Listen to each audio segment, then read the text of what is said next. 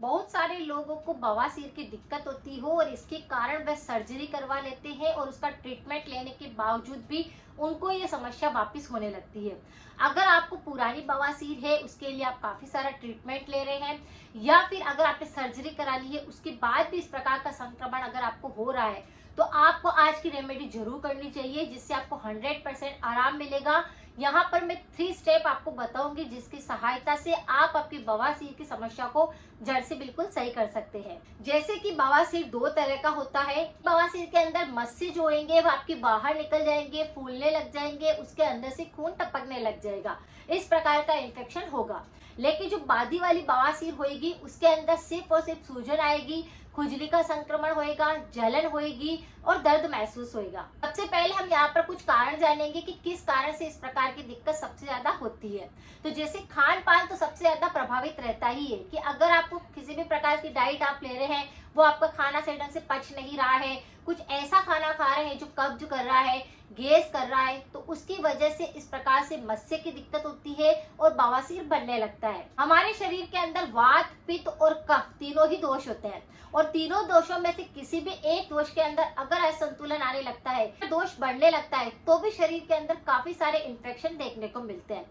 तो अगर किसी भी व्यक्ति को वात और कफ अगर बढ़ने लगता है, तो पाइल्स की दिक्कत में, बवासीर की दिक्कत में क्या होएगा, स्राव नहीं होएगा, सिर्फ सूजन रहेगी, दर्द रहेगा, खुजली रहेगी, जलन रहेगी, सूजन उस जगह पे पूरा लाल हो जाएगा, इस प्रकार का संक्रमण होगा।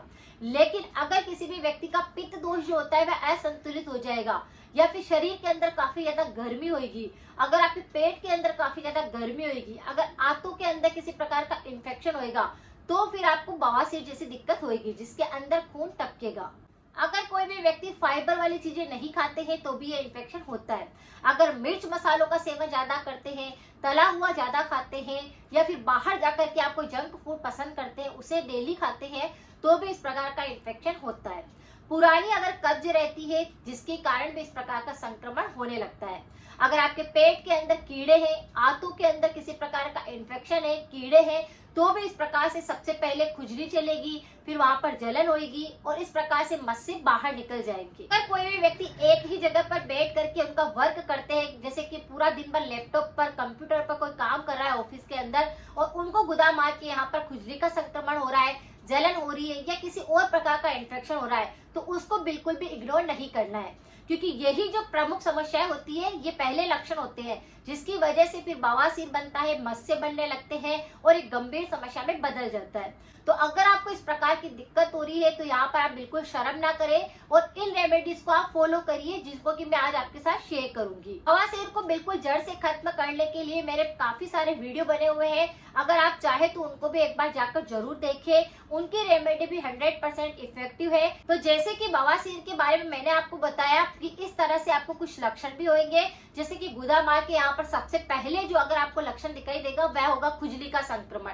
इसे कई बार लोग इग्नोर करने लगते हैं कि कुछ ऐसा खाने में आ गया है जिसकी वजह से इस प्रकार से खुजली चल रही है, या फिर पेट साफ नहीं हुआ है इसीलिए खुजली चल रही है, लेकिन ऐसा नहीं होता है। जो कीड़े होते हैं वो धीरे धीरे काटते हैं और फिर वो स्किन जो होती है पूरी बाहर निकल जाती है और वही मस्सा बनने लगता है।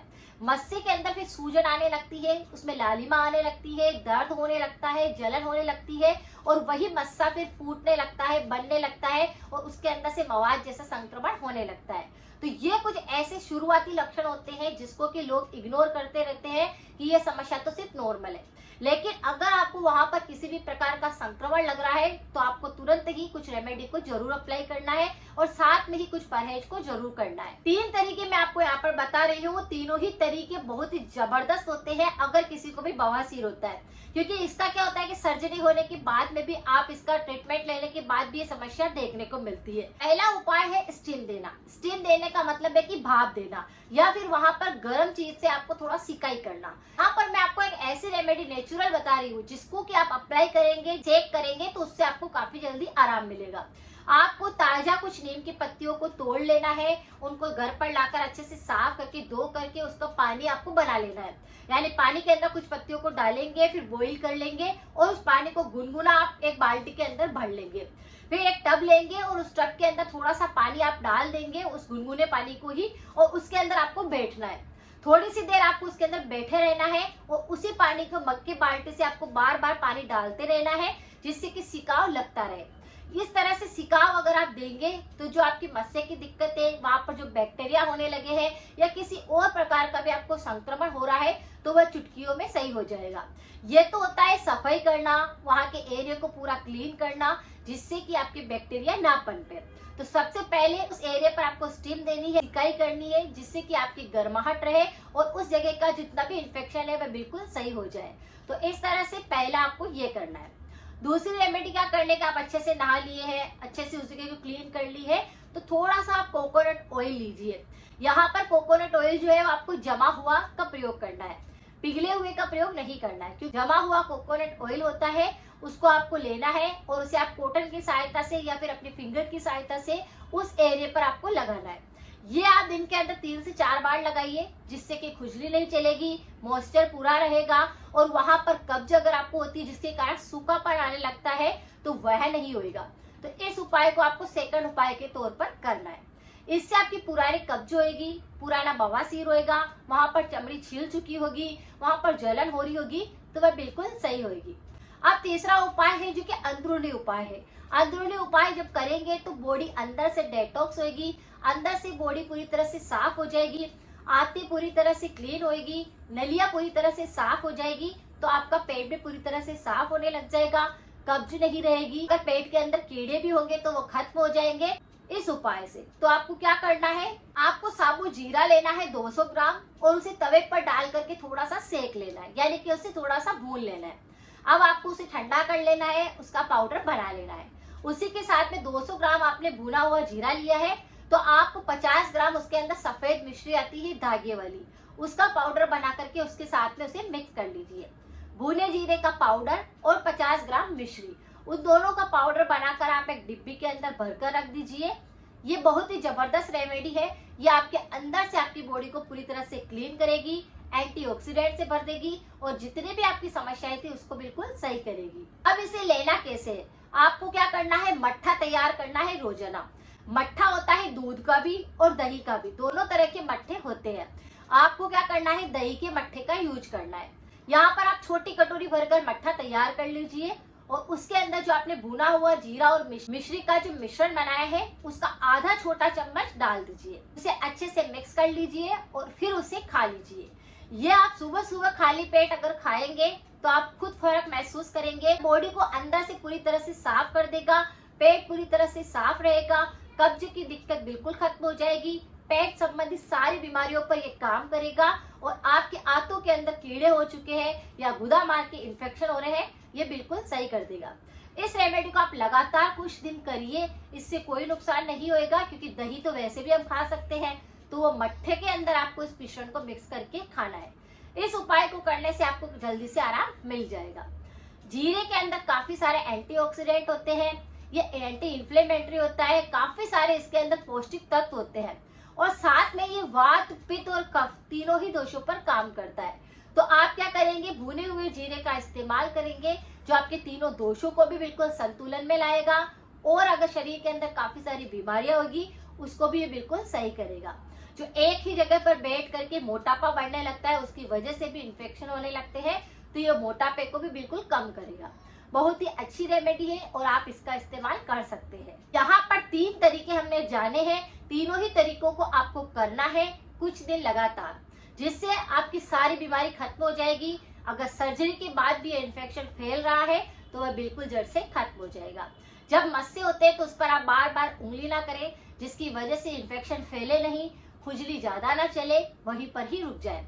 वैसे आप डेली कोकोनट ऑयल लगाएंगे, उससे खुजली का संक्रमण नहीं होएगा। तो इस तरह से आपको करना है। अब इसके साथ में आपको कुछ परहेज जरूर करना है। परहेज नहीं करेंगे तो रेमेडी भी काम नहीं करेगी।